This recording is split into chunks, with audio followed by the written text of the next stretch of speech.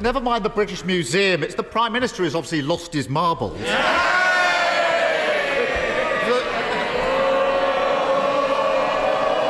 Mr. Speaker, the Greek Prime Minister came to London to meet him, a fellow NATO member, an economic ally, one of our most important partners in tackling illegal immigration. But instead of using that meeting to discuss those serious issues, he tried to humiliate him and cancelled at the last minute.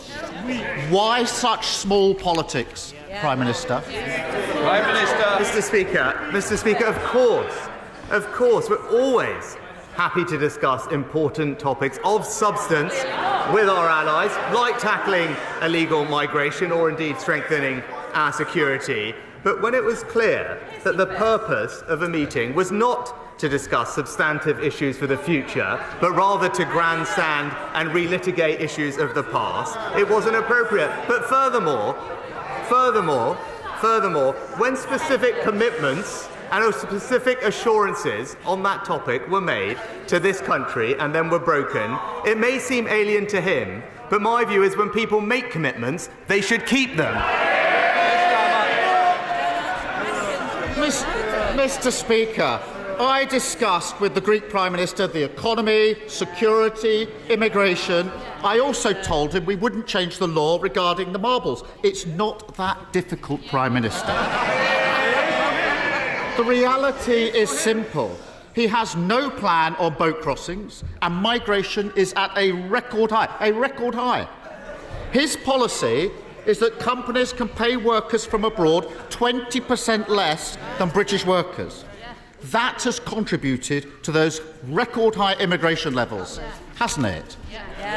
Prime Minister. Mr. Speaker, he talks about the boat crossings. He's failed to notice illegal boat crossings are down by a third this year, Mr. Speaker, thanks to every one of the actions that we've taken that he opposed every single time they were raised. But look, Mr. Speaker, no one will be surprised that he's backing an EU country over Britain. Just this last week he was asked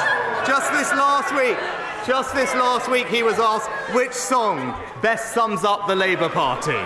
What did he come up with? Well, Mr. Speaker, he showed his true colours and chose Ode to Joy, literally the anthem of the European Union. And he will back Brussels over Britain every single time.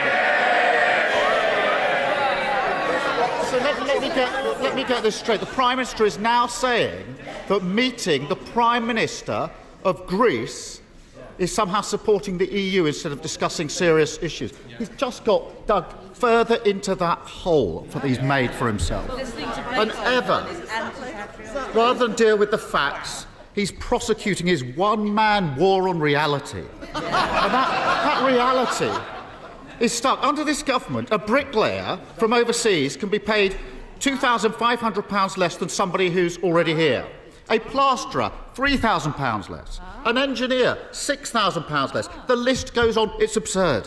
Labour would scrap his perverse wage-cutting policy. Why won't he?